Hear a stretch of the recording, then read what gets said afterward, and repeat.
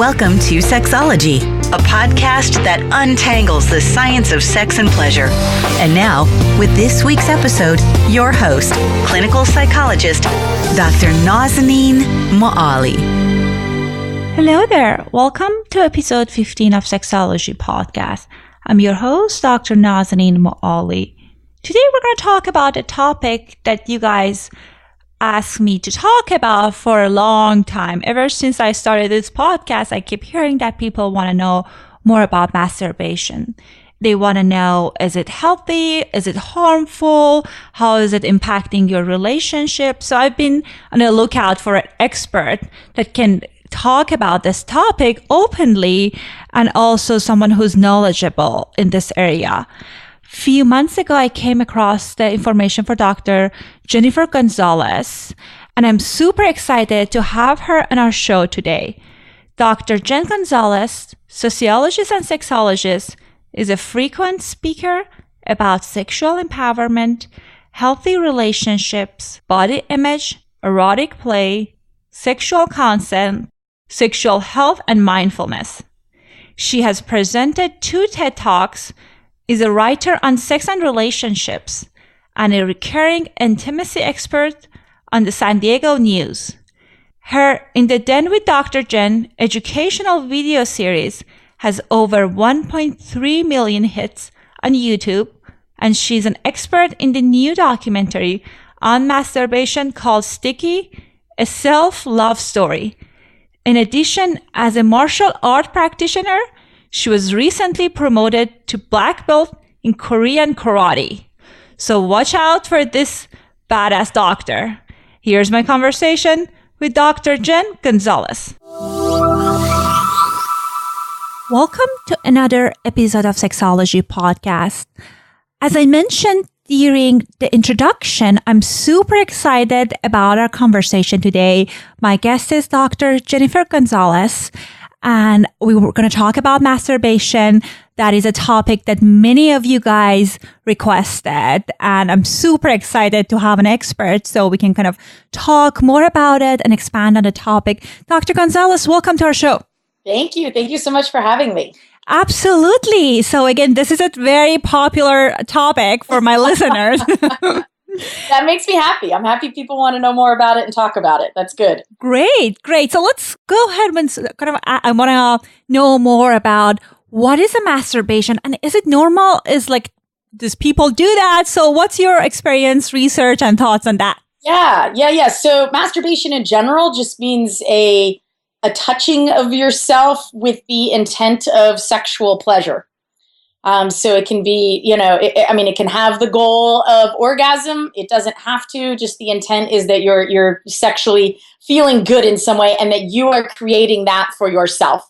So you could be touching yourself. You could be using toys. You could be rubbing against something.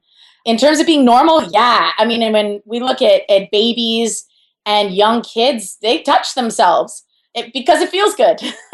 They find their genitals and they touch them, and that's a very normal, natural thing to do just to get to know our bodies and how our body responds to pleasure and, sensation and touch.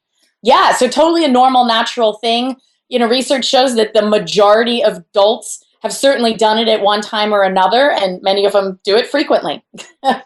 Absolutely. And I love that you mentioned that it's something normal developmentally for the children to do, because sometimes I get the parents and they're very kind of concerned about what is it my child? Did she get abused or he got abused? Now he's touching himself. So very reassuring to hear that. That is very normal.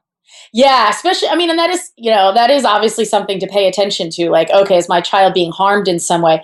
But in general, if they're just their hands are moving around their body and they find something that feels good, they're just like us, we want more of it. Pleasure is good. Yes. Yes, exactly. One interesting thing is that whenever I recommend clients kind of explore their body, whether they have issues with their partners or they have issues with pleasure, I almost often hear, every single time, they're kind of concerned about, are you sure it's not harmful?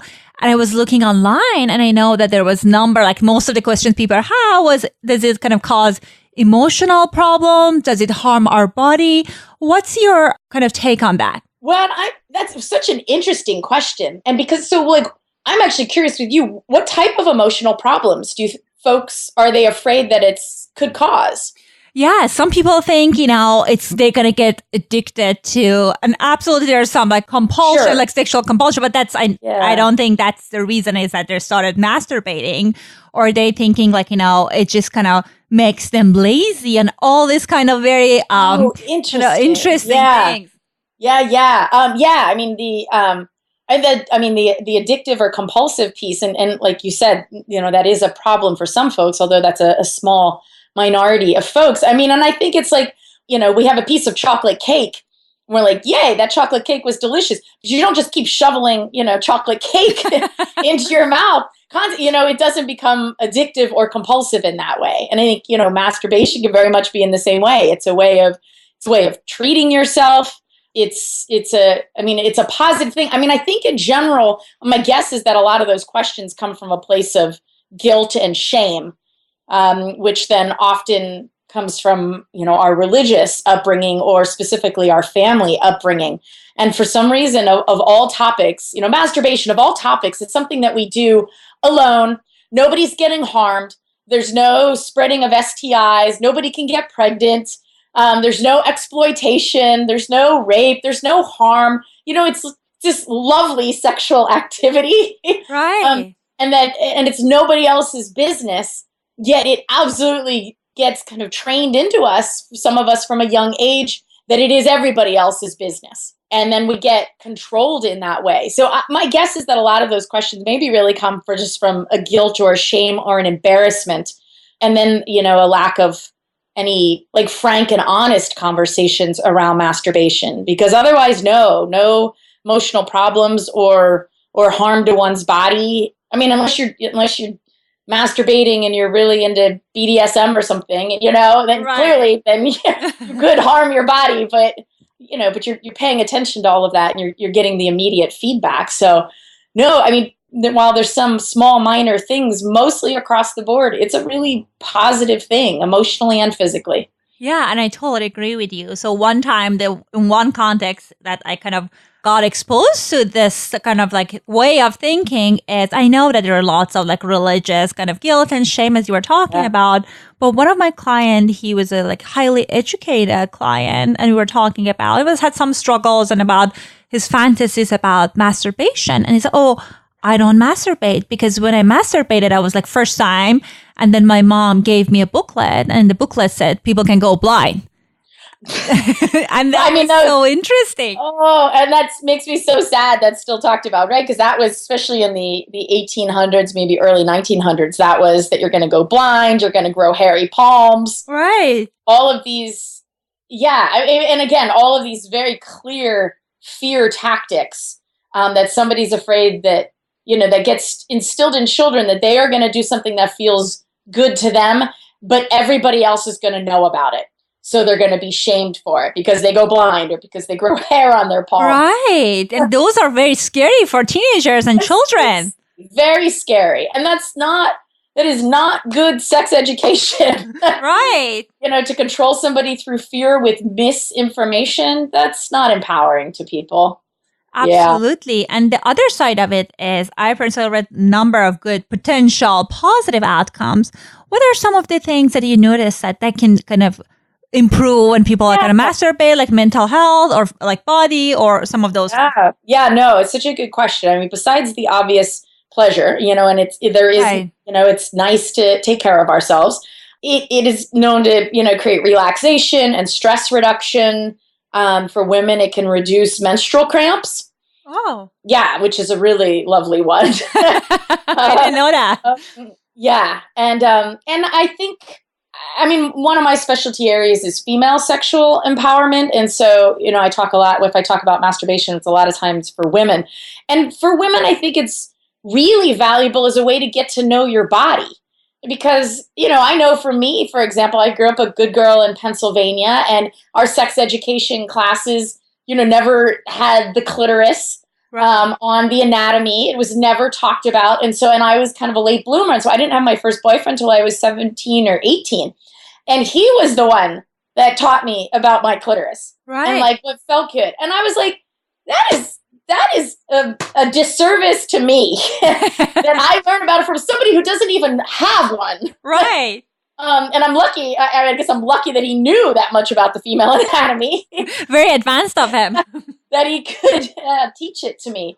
But yeah, and so that's something that masturbation can provide for all of us, but specifically women, where we may be taught a detachment or a disembodiment from our bodies of, how our body operates, what it looks like, looking in a mirror so you can see what everything looks like and how all the pieces go together and what feels good and what doesn't, and maybe what doesn't feel good right now, but in 5 or 10 minutes starts to feel really good. It's just a really neat way of empowering ourselves to know our bodies around sexual pleasure. And then we can bring that knowledge to a partner. Because I hear, for example, I hear from men who are heterosexual that sometimes they do ask women, what do you like? How do you like it? And that's a great question to ask because we're all wired differently. But that's so often then women would respond like, I don't know, just do what you know how to do. Right. So, it's so great that the guy was asking for direction and help, but unless we're able to get over the shame or embarrassment or whatever we've been taught from society and learn our own bodies, we can't share that with a partner. Absolutely. And I love the part that you talked about, that it's a place of discovery, because I know when many of my female clients as well, they have struggles, some of them that they kind of like, they don't quite know what's pleasurable.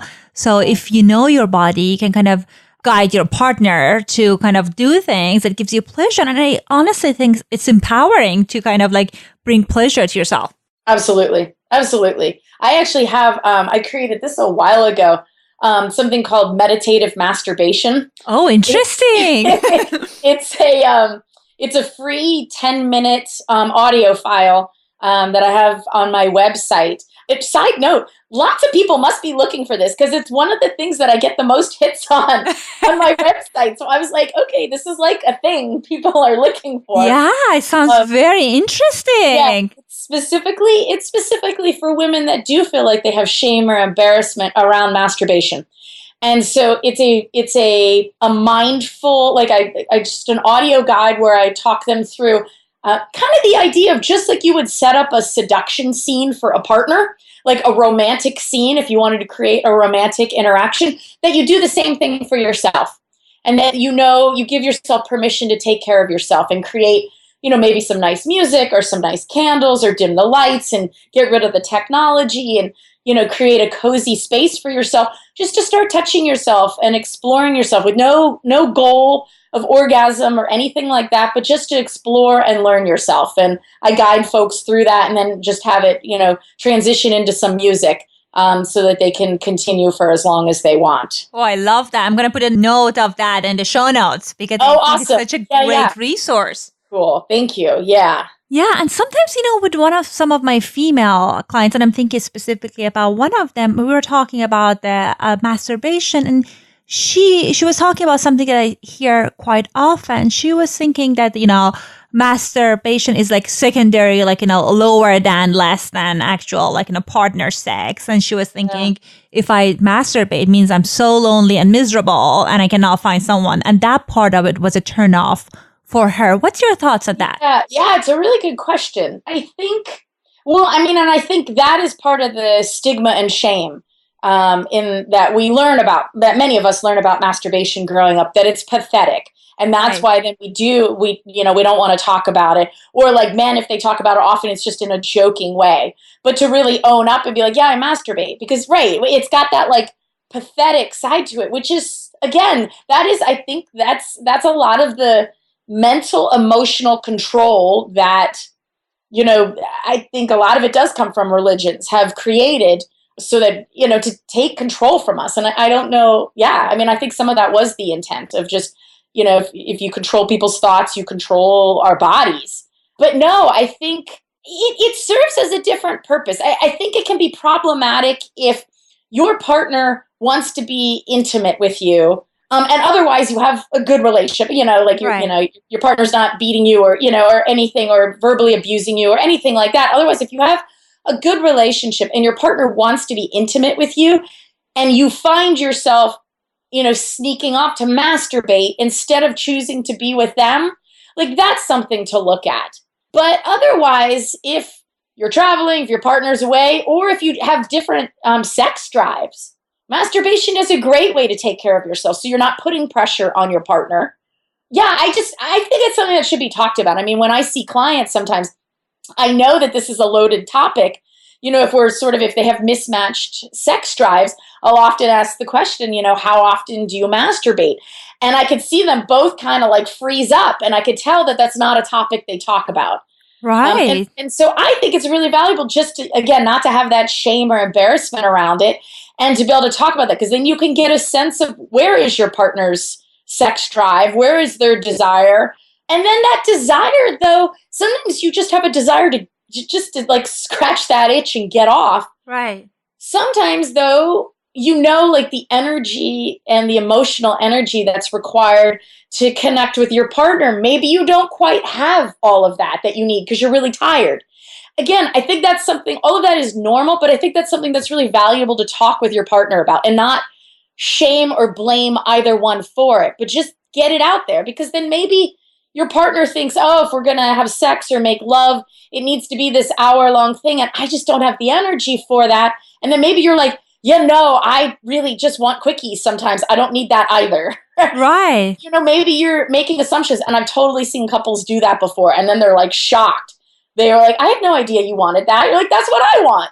Right. But they didn't talk about it. So I think it's a good topic to broach, and to be gentle with each other around it, to know that it is unfortunately laden with so many misconceptions and myths and shame. Yeah, absolutely. And I like how you were talking about that many couples, they're not even kind of like talking about it. I'm kind of trained dynamically. So I kind of try to explore sexual fantasies. And when I started working, I was a little bit naive, and I started right there. And I could see like people's horror. I was talking about sexual fantasy in couple therapy. Now I learned to kind of normalize and kind of go slowly. But it is so important for people to know it's normal. Many people do it. I mean, it depends on your sex drive, as you said, where you are in your like a life cycle. So I love it that you say it's very common. Yeah, absolutely. Yeah. And the other thing is, so we talked about how that might be kind of like people who are like, you want a different kind of experience. You might do the masturbation. But I keep hearing people think about like, if you masturbate, you're taking something away from our relationship. So what are some of the other ways that can kind of, you think it might hurt relationship? Is that true that it hurts the relationship? Well, and one thing I want to say, because you just, and then I'll answer that exact question, but your lead into it made me think that, mutual masturbation, so mutual masturbation Right. could be touching each other in a masturbatory way, but mutual masturbation in terms of that you're actually masturbating yourselves, but in front of each other. Right, which can be very erotic. Absolutely, absolutely erotic. And I think, and like if you're both, if you're in that place that you're like, we don't have the energy, but we both kind of want to get off, but it'd be nice to do it together, and and again, not feel embarrassed, but get turned on by each other, and you get to see how the other one likes to be touched. Right. Like there's a ton of value in that. So again, and that's a great example of how it's not taking anything from your relationship. It's absolutely adding to your relationship and to your eroticism together. Right. Otherwise, then you asked about, is it hurting your relationship? And I do think it's unfortunate that it, can be secretive. And that's a dynamic that a couple creates together often.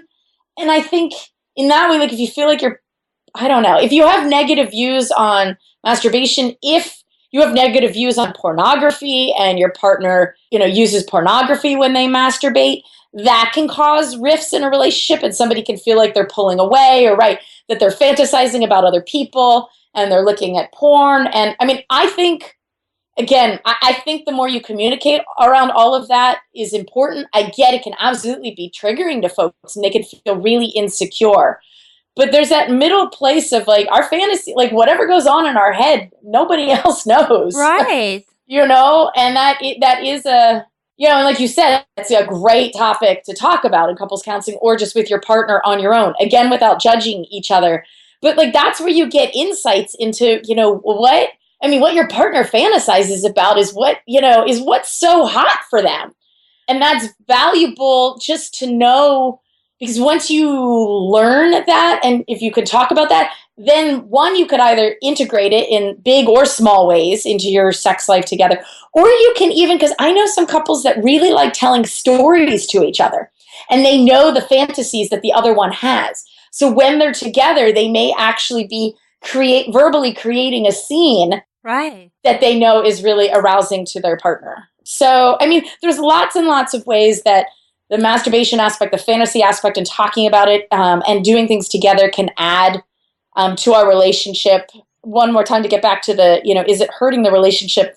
I mean, I just think, if it's compulsive in any way, just like anything else, of gambling or anything else, if it's compulsive, if you're doing it all day long, if you're not going to your job, if you're secretive and hiding stuff, if you feel a lot of shame afterwards, those things can all hurt a relationship. Absolutely. And I know based on my experience with the compulsive piece of it, it's not necessarily even about sex. It's just a matter of escape. People are kind of zoning out, and this is the method they use. Right. And clearly you get the endorphins and the dopamine, and it's something that feels good. But yeah, I mean, so that's right. That's problematic with anything else. I also think the only thing is if you have a very particular way that you masturbate that's hard to translate to a partner, that can be tough sometimes. Because I know some folks in that they learned, maybe they masturbated as kids, and then their brain can become kind of wired of only being able to get off a certain way. And so I think sometimes, and that, like anything else, if you're working with it with your partner, you could figure out how to integrate somebody into that, and that maybe you're actively touching yourself, they're actively touching you and doing things. So that's the only thing that sometimes, we do. Our brain becomes wired in what most easily arouses us or brings us to orgasm. And sometimes that wiring can take time to translate to somebody else. Does that make sense? Absolutely. Yeah. And I think open communication is such an important thing. Yeah. Because then you can share that with your partner as you were talking about the fantasies. I know sometimes people get scared. Oh, if he tells me his fantasy, or if she tells me her fantasy, I need to do it. But that's not true. Even I know with many of my clients, they're just, as you said, talking about it is just so erotic for them and just so arousing that even that can do the magic. Yeah. Oh, yeah. I mean, it's our brain that turns us on. Right. For sure. And I know, a number of women that may fantasize about, being dominated or being overcome and ravished by somebody. And the aspect of that in real life can feel scary, of not being in control. But to share that with your partner, and that your partner could potentially start to bring in minor ways of controlling you or making you feel like so desired. Or dominated in small ways, you can just start to get the energy. That's one thing that I like about fantasies and exploring them. What's the energy in the fantasy? That you have, and that other people that you're with or that you're watching has. And is it wild and crazy, or is it really connected and loving, or is it dominant and submissive, or is it risky because it's outdoor? What's that emotion and what's that energy behind it? And then how can you tap into that in small, yet safe, yet enticing ways in your own sex life? Absolutely. And I can't agree more, because I feel like one of the challenge that many of the couples have, that they're just they do the same kind of safe behaviors. Right. And I know it works for some people, but it doesn't for many people. And It's very important to kind of exploring things that small ways that you can kind of create some kind of change. Yep, absolutely. And this is a great way to do it. Yeah. And one other thing that's interesting is I know that it's a side note that one of my clients, she was telling me that she started using toys. She started using vibrator. And she felt after that, she's not able to get orgasm with her partner. Have you heard about that? Well, yeah. And it's right. That's the vibration thing is a thing that pops up a lot. And I've seen mixed research on it. So I do think it can play into the wiring of your brain and your body of what gets you off. And if you're used to something that vibrates at say that it's really strong. Right. But what I've found a lot of times is that the women that gravitate towards really strong vibrators are women that do not orgasm easily, like on their own or with somebody else. So I think, I don't know. I think it could play out multiple ways, but at least I know that's the case for some women. And I think if that's the case, then you're probably going to want to integrate a vibrator into your interactions with your partner. If you would like to have an orgasm and that's a way that you can reliably have an orgasm, then, teach your partner how to use it, or you're using it on yourself and they're doing other things. Yeah. So, I do the whole, I think some women might feel numb some after a vibrator, but after 10 or 15 minutes, I think all of the sensation is back. So I don't think there's no lasting impact on that. Right. Yeah, it's a complicated topic because, like I said, I think it's sort of mixed reviews. And when I ever see stuff about it, I always try to get a sense of, like, is this article or perspective, are they coming from a moral perspective where they want to talk down about masturbation or vibrators?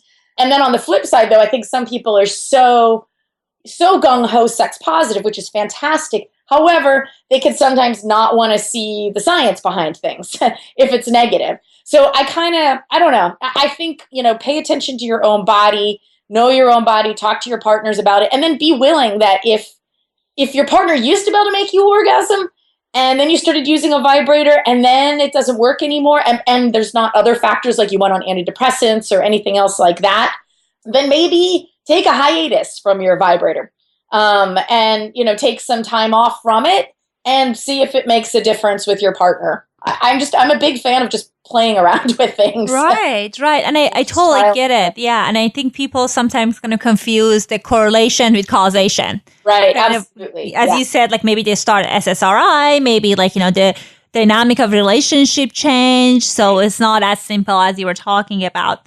Something else that it was like you were talking about early childhood wiring. And one way that I can see that, like, people's, like, I know early on, they get all kind of messages about masturbation and it's everywhere. So the one question that I often get is that parents want to know, how can they talk about masturbation with their children? That's kind of like, communicate that, like, they wouldn't kind of make them vulnerable to judgment in the public places, but also wouldn't, kind of cause like a sex negative attitude about it. Yeah. The best approach that I've heard from parents is that, because often it comes up because your child is touching themselves. And so I think, the first response is be like, to acknowledge, like, that feels good, doesn't it? And so just acknowledging the feedback that they're getting from their body, and that acknowledgement in a non-shaming way, of just like a normalizing way. And then I think the second step is just a clear communication of boundaries of like, that absolutely feels good. Like everybody does that. And that's something that we do in private in our bedroom. And I know parents that have done that, and they say that type of same message over and over again. And then this is so adorable. I've heard stories about, like, I think it was somebody they were talking to, it was like their 5-year-old or something that like grabbed her teddy bear. And then she's like, I'm going to go in my bedroom for some private time now. Adorable. And they're like, go for it. I love that. So, like, totally normal. And she got that it was a private thing and she wasn't embarrassed about it. And then I think as, kids are getting older, there's so many great age-appropriate books, sex ed books, like on Amazon and, bookstores that can help you know how to talk to your kids, because they'll talk about all different aspects of sex. So you can use the book to guide through. Or if you're not quite sure how to broach it yourself, just leave the book sitting out. Right. So that your child can find it on their own. Ideally you want to talk to them, but at least make resources available to them that, normalize that it does feel good, and normalizes them, learning about their body and anatomy and topics like that. Right. And my last question is that I bet as a sexologist, sex educator, you always hear all kind of like very diverse like myth and misconceptions about masturbations.